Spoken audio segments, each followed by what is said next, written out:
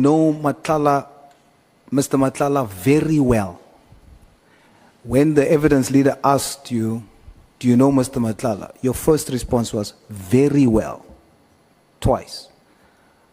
What do you mean by that? Well, I would have known him almost 3 months, and I would have spoken to him. That would be the kind of knowing the man that you have seen, you have spoken to. But does that qualify as very well? Well, it could not qualify very well. Maybe in the reflection, very well would have been an overarching kind of a term. So you withdraw very well? Very well would not stay. If I need to withdraw very well, definitely I'll take very well out. Okay, General. You testified that you never, not once, sent text messages on WhatsApp to anyone. Is that true? I stand by that. Stand by that. Are you 100% sure, Honorable Minister? I stand by that.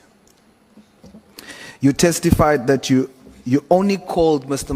Matlala 10 times. Is that true, or is it less or more than 10 times? That was on a day. That was on one day, but I don't know how many overall. Okay. But definitely, as Honorable Member Julius, Honorable Member Malema said yesterday, 250, I would say not 250. Not 250. You are 100% sure it is not between 200 and 250? It definitely would not make that number. What number would it make? I don't know the number. Honorable I know the day's number. May we please take Honorable Malema? Minister, did you call Kat Matlala when he was in prison? Absolutely no. Thanks. Thank you so much. You may proceed, Honorable Sols. Thank you, Chair. General, have you ever asked Mr. Matlala via text to buy you a vehicle, an SUV perhaps, or maybe an armored vehicle? Are you asking if I ever text him that? Yes, sir. Honorable Member, anybody who tells you that I've texted him or her is not speaking the truth. I stand by that. You are 100% sure, Minister? 120% sure.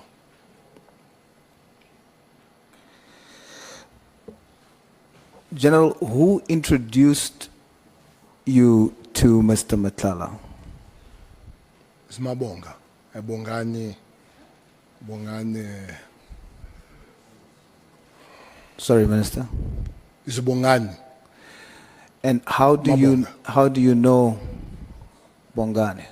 I know Bongani because he's a son of Spotla, who was a taxi operator at Nongoma. Was it the first time you met him? Matala or Bongani? Bongani. No, not Bongani, but it's not the first time I've met him. So let's use the words you withdraw just to try and gauge how you knew him. Do you know Mabonga very well? Bongani, I was not meeting him for the first time. I know his father very well rather than I know Bongani as a son, but I know him as a son of Spotla. Do you know the level of knowing him? Do you know that he is or was a notorious shooter? He shot people. Did you know that? I know that he was once arrested for violent conduct, and I knew that he had a security company. But did you know that? I didn't know that was notorious of shooting people. Do you know about the incident at Tempo nightclub in Sandton, where he just shot in the club? Did you know No. about that? The incident of shooting I know is when he was shot in a restaurant in Sentin. I don't know the incident where he was where himself shot, but I later did hear that was a shooting in a club, but I heard that after he has been killed himself. He has been cleared. He has been killed, yes. There was video footage of him doing so, and he did so in January 2024, and you were still the Minister of Police at the time, Minister. And so because it went viral, it was everywhere, I'm sure that somehow you would have been informed about that, because it happened whilst you were the Minister of Police. Well, absolutely, I have not seen that video, and I know the incidents after himself has been killed. So knowing all of this, Honorable Sals. Yes, sir. May we please take Honorable Breitenbach. Thanks, Chair. I'm sorry to interrupt Honourable Sauls, but I think there's a fundamental misunderstanding between Mr. Cele and Mr. Sauls. Mr. Sauls is hearing cleared, and Mr. Cele is saying killed. So there's a problem, I think, just to clear that out.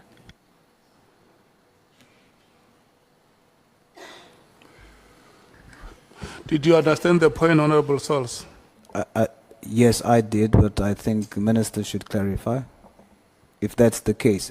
Indeed, I did hear he was cleared, because I'm talking about the first instance and not the second instance where he was killed.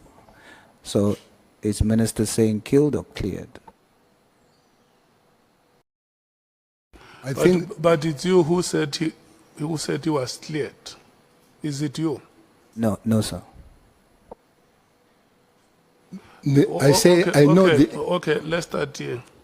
The person in question, is the person still alive? As we speak, the person is sadly no longer alive. The incident I'm referring to, the person was alive during the incident and after the incident. And that incident happened during the time that Minister was, the Minister said on that incident he was cleared, or whether he said killed. Okay, who cleared the person, Minister? the Sorry, person you talk about.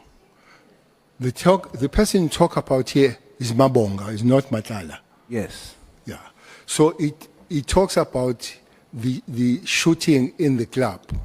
I said I did not know about this incident. The incident I know is where there was a shooting and he was killed in a restaurant, Mabonga. He was killed He was killed. or He not? was shot and killed. Not cleared. No, killed. Yes, so then my question was, the one where there was video footage that went viral about a shooting in January 2024, when you were still the Minister of Police. And usually when things goes viral like that, he was dating a celebrity, so he was very well known. So there must be a way that you would have known about it. But your response, Minister, was that you, despite all those factors, you still didn't know about it. Absolutely, I didn't know about that incident. Okay, but you do know that he was arrested, and you knew this before you met him? That he was arrested. Yes, for...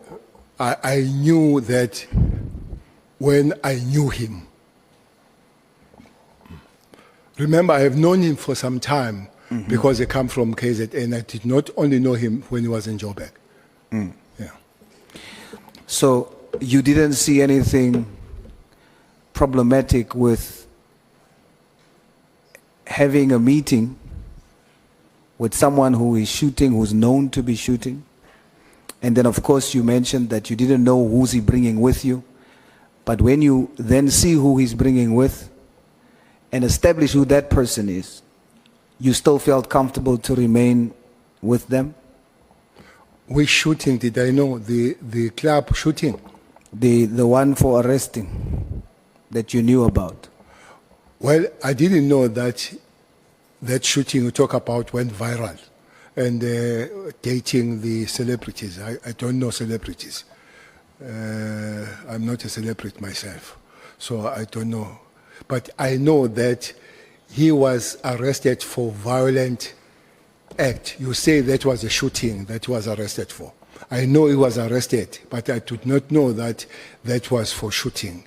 And I say I knew him long before he came to Johannesburg. And indeed, is a person that, knowing the father, I would still speak to him. I will accept that, Minister. In your ministerial budget, your budget speech on the 11th of July 2019, you said 119.8 million was spent on deployments for Operation Thunder in the Western Cape and 18.5 million in addition for vehicles to Western Cape anti-gang unit. Yet gang-related deaths are increasing, and you quoted Justice Daniel Tulare, who states that the evidence shows that the 28 gang has captured SEPs on the highest levels and public prosecutors. So what reason would there be for putting so much money in something like that when there's totally no change? Okay. Well, the chair is not here. I want just to take a step back on Mabonga before I come to this one. Yes, sir. You say I still spoke to Mabonga when I know that he was in prison. No, I didn't say in prison, Minister. What did you say? Knowing what he's doing, and then afterwards meeting Mr. Matlala and getting to know what Mr. Matlala does, and you still continued a relationship with them. But I said I know Mabonga that was arrested. That's what I said. And then you say on top of that, I still met him. Correct, but I didn't say... Because I want to come to you to say, but many of us here, we have spoken to people that have been in prison. Absolutely, but when that you... includes you. Indeed. Yes. I do speak Then it can't be a crime to speak to somebody that has been in prison. I never said it's a crime, Minister. Okay. But what I am angling the question to is that your stature in society, who you are, what positions you held, you meet the persons on the first time. Then you find out and know what the questionable issues are. Me, who meets people who went to prison, come to prison, if it is questionable, I'm not going to continue a relationship with them to the point of taking favors from them and so on. So it is from that angle that I come. No, thanks. The point I wanted to make, and I've made it, is that it's not only me that meets person that has been in prison. That's the point I wanted to make. And you and me were concur on that point. So let's come to the question. No, Minister, we can't move from that point. We must be very clear that the issue is not meeting with people who's in prison. It is meeting with people who is actively involved in crime. Well, that's a new statement. But that's the point we were making. Like you said in your testimony before, context and content. I was not dealing with verbatim. No. But I'm saying the content and the context that you and I are talking about is not just meeting someone who has gone to prison. It's about the activity of the people, and you know about it and continue the relationship. The statement I made here is that I know he was in prison. And the question is that you still meet that person. I say many of us here, we have met people that have been in prison. Okay, you still continue to have a relationship with the said persons? Well, he's no more now. Matlala is still. Matala was not in prison. I don't know Matala in prison. You are talking about Mabonga. Why do you mix them? No, as you continue, you say you then get to discover more about Mr. Matlala. And if Mabonga was still alive, you would still have had the relationship with him. Who are we talking about? Both. Oh, And we have been speaking about both. no.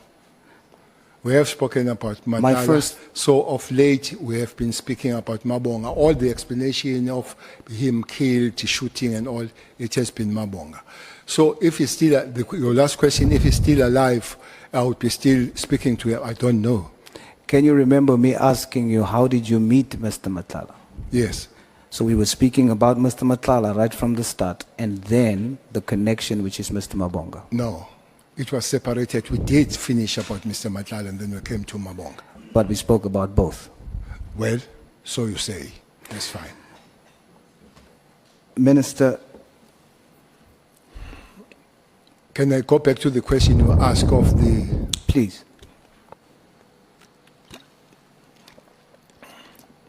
The question says why I would put that money to these operations. When there's The clearly, question- when there's clearly no change in terms of gangsterism, and you quoted a judge saying what's currently happening, that gangs has infiltrated the judiciary and SEPs. So that means over 100 million invested has not changed the situation in the Western Cape. Why would you continuously justify putting so much money in that particular program? I guess that money is even far more now, Honorable Member. I don't know if that question says, and it means, don't put money at all there and let them kill one another. Because the question said, why do you continue to put the money? Honorable Member, there is no way that we can continue to put the money and have an effort to stop that thing. I just imagine when the minister or the national commissioner goes to the community and said, look, I've put 100 million here. You continue to kill one another. I'm putting no million, kill yourself. It can't happen. We keep putting the efforts on the matter and finding the ways they can work, including putting the resources in that particular thing. And I don't think the day will come when we say because there is crime, people kill one another, we stop having an effort of stopping that. I am definitely not suggesting not putting money in to stop people from dying. I am saying when you assess that where you've put so much money is not assisting, the situation is just getting worse, consider taking that same money and putting it into something that will actually stop the killings across the country. Let me make an example. If you would take over 130 million, Minister, you testified that to train, fully train, one member in the special task force will cost an estimated 1.1 million. Now, if you take that 130 million and put it into training, specialized training, you could train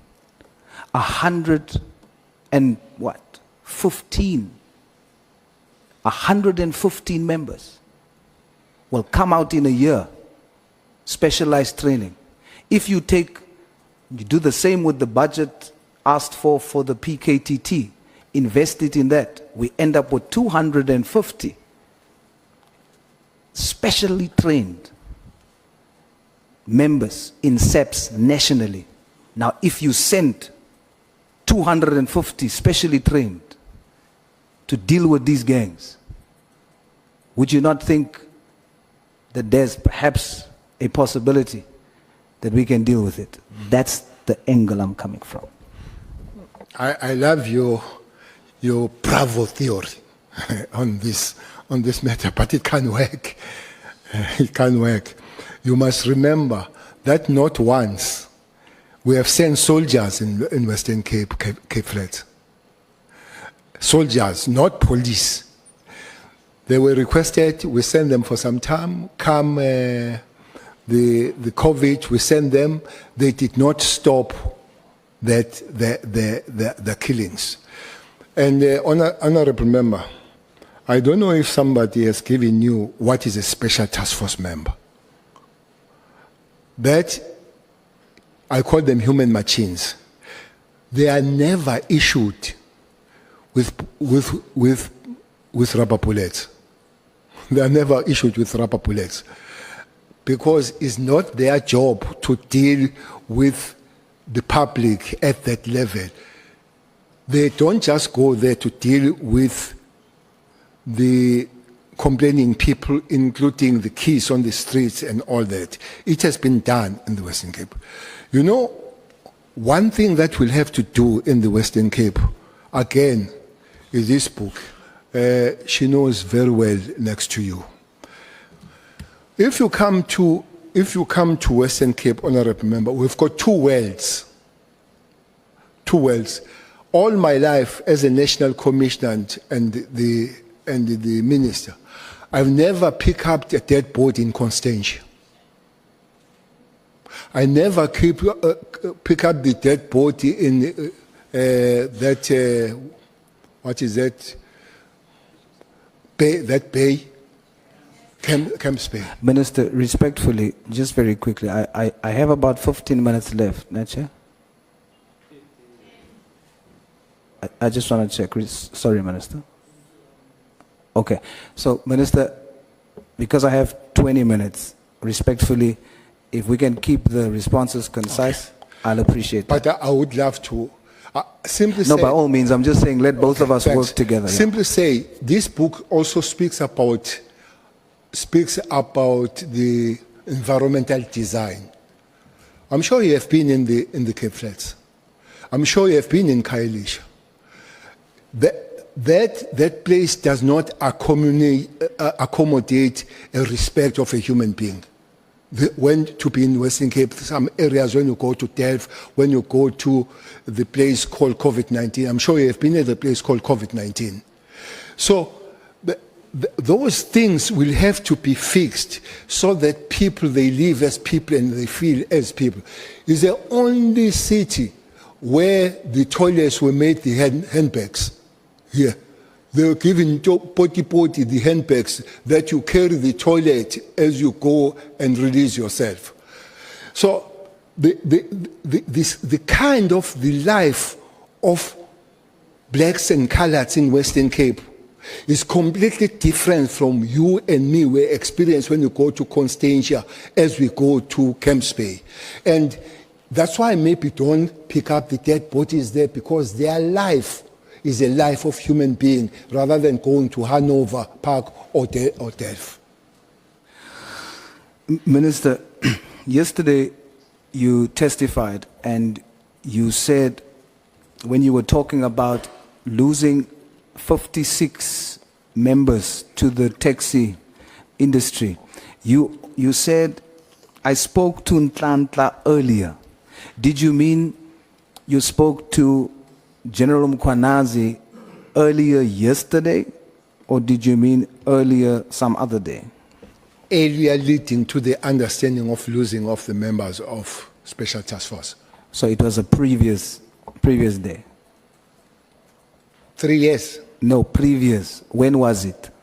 Did you say 3 years? Previous. Yes, previous. I think this thing of talking about bringing them back home is a thing within a year back. In a year back. Okay.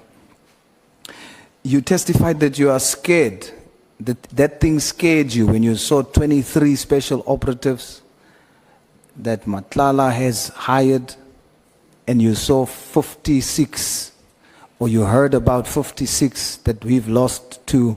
You said that thing scared you. Now, if a former national minister, a national commissioner, and Minister of Police is scared, we need to know why, because that must be very important. So just concisely, why did it scare you, Minister? I'm scared that the private security company capabilities are about to be equated or be more than the state capabilities when it comes to these forces. So that's what scares me, and it should not be allowed to continue to happen. So these forces, these members that comes from this force, who's the commander of that special task Those force? that are outside, Those that are inside, those that are outside where they come from. they come from the special task force. Who's the commander? I think the commander of the special task force now will be Major General Zulu. Who was before? It was Major General Kumalo.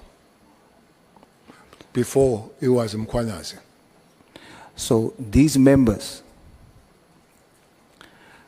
comes from a unit that was commanded by first General Mkwanazi, General Kumalo, and now General Zulu.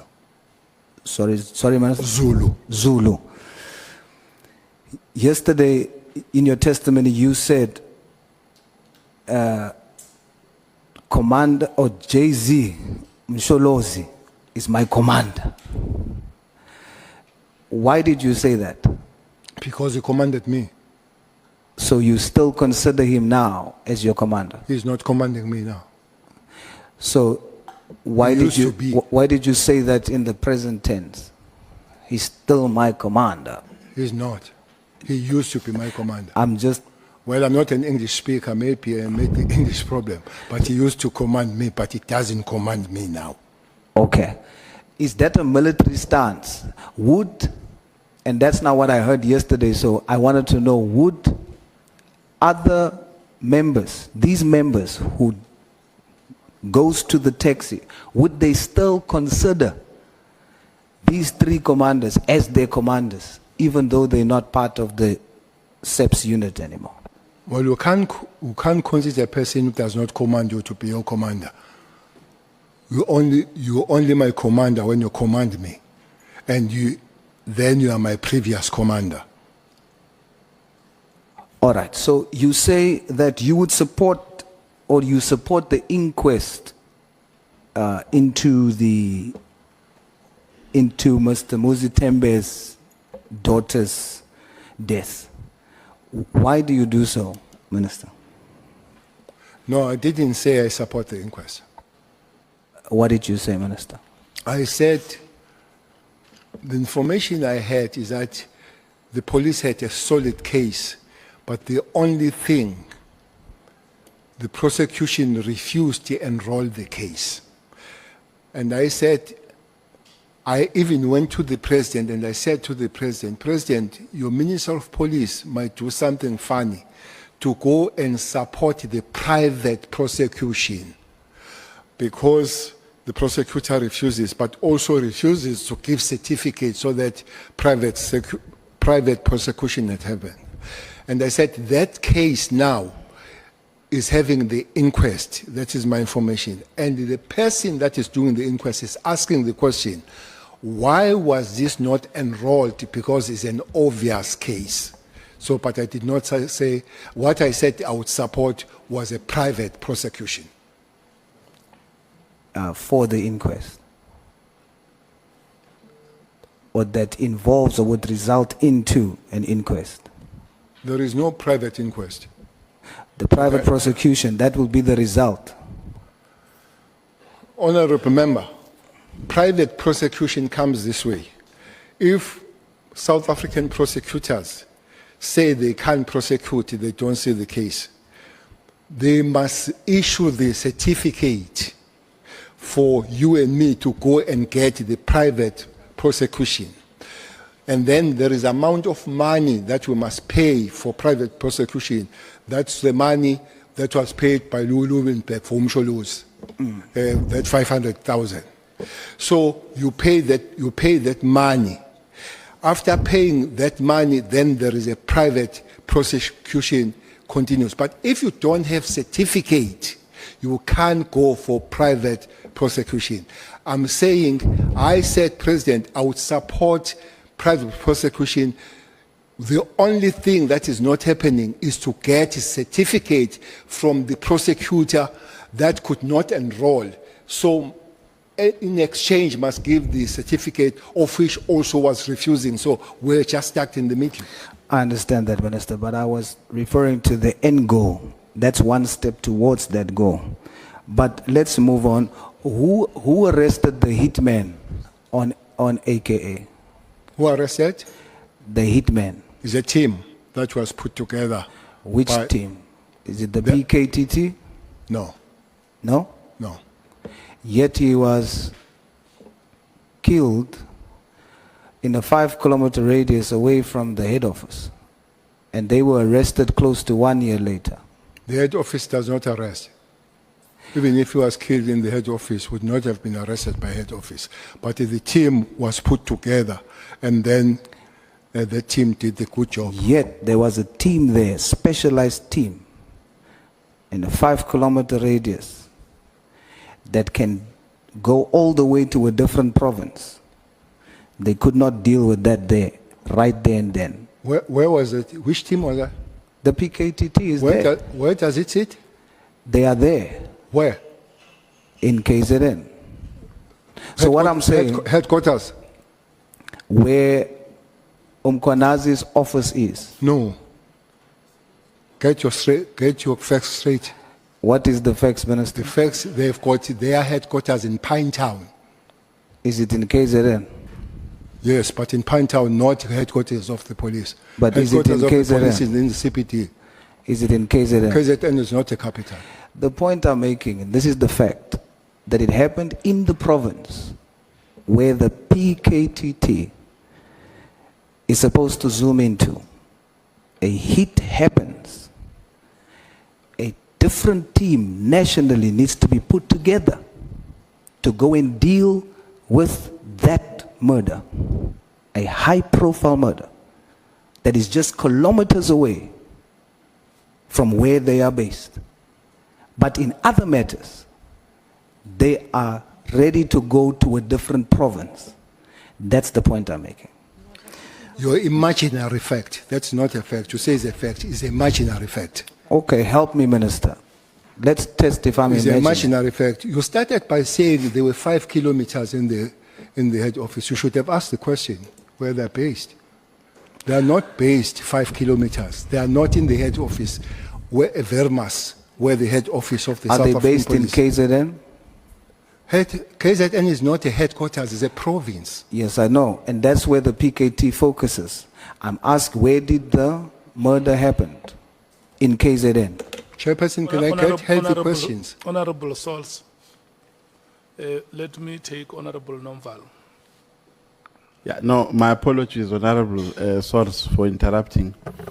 Honorable Minister, no, for my understanding and for my records as well, what was the competency of the PKTT in this sense?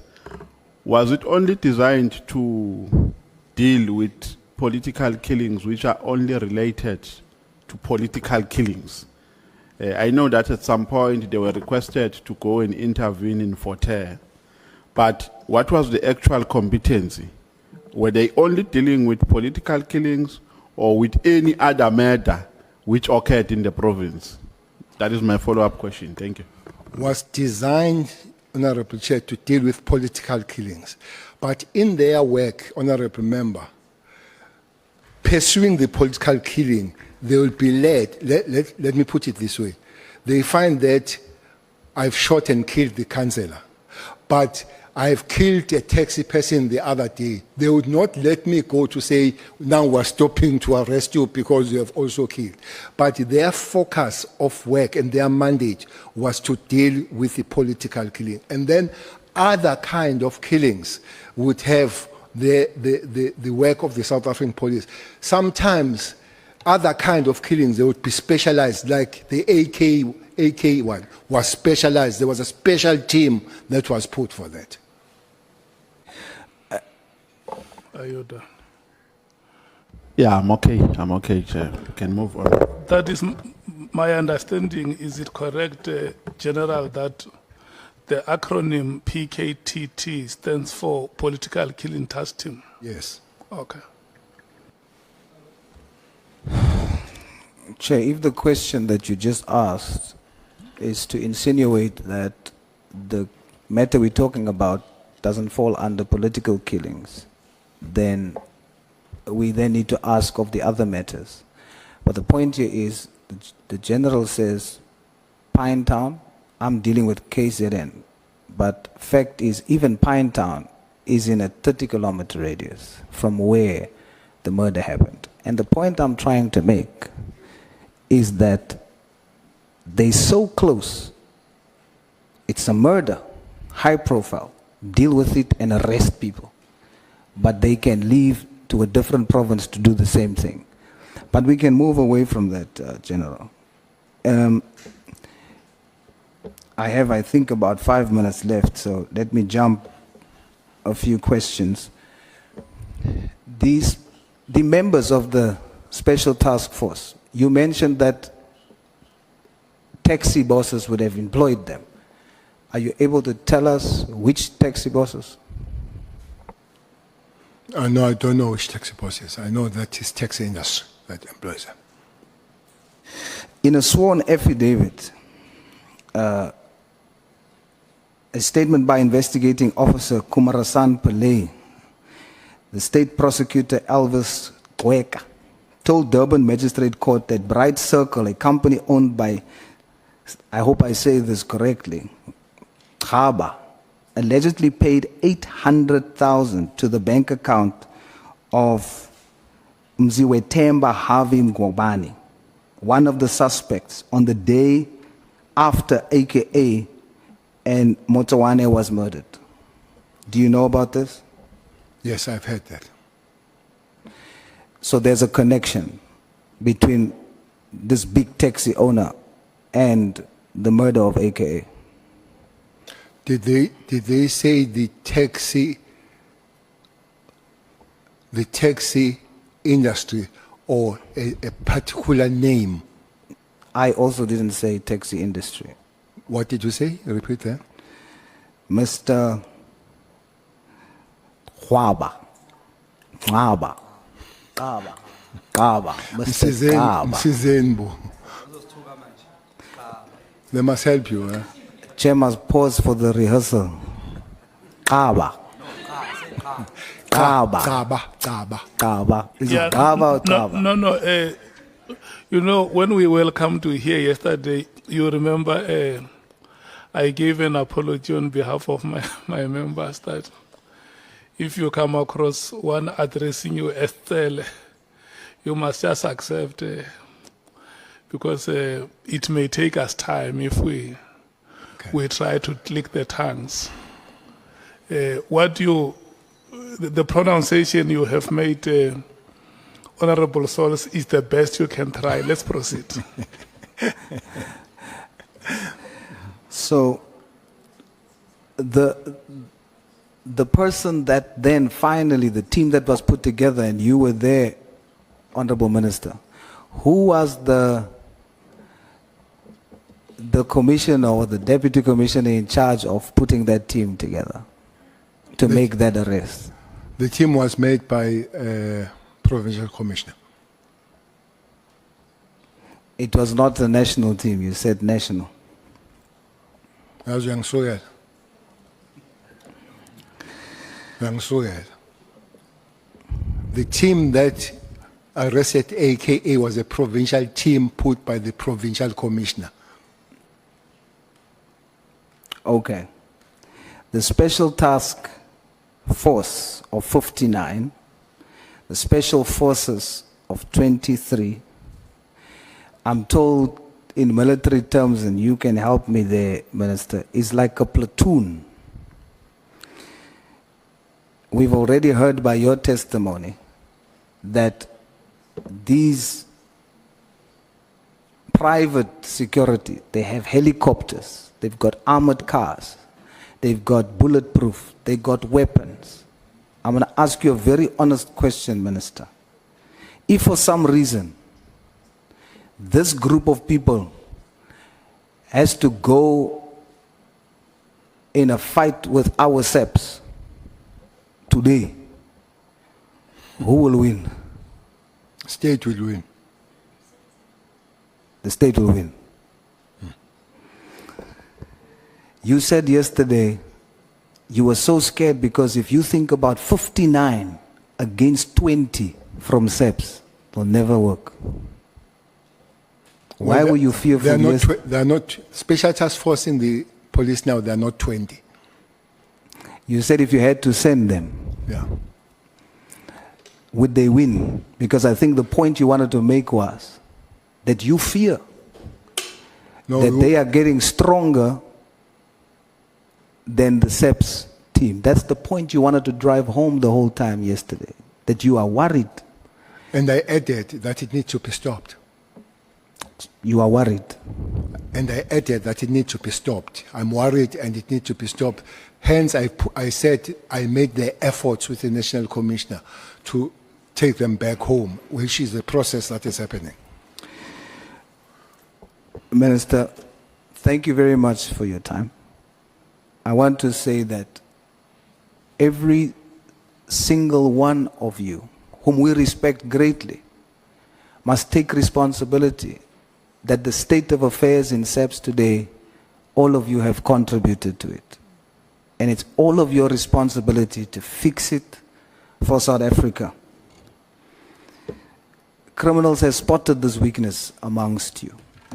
That weakness is division. To the point where they put and place yourselves against each other. They saw that weakness. They become informants to each of you about each other. You're no longer there.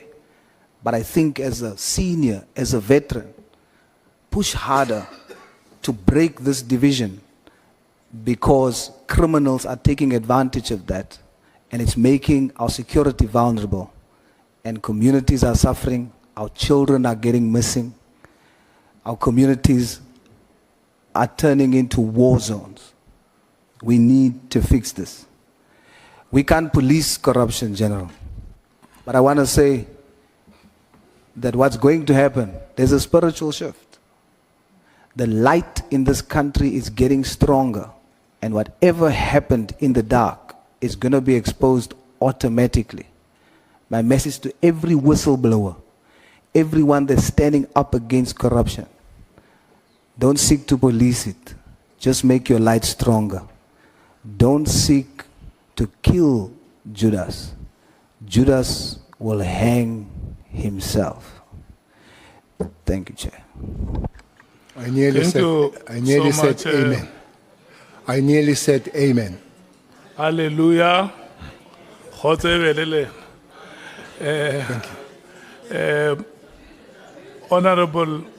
Honorable members, we're taking a comfort break. We are coming back at 11:30. The next speaker is Honorable Sangoi. Thank you. Thanks, Chair. We wanted to check why is Julius going to hang himself? Who does? Judas Iscariot. Hello. Who's next now? Who's asking questions?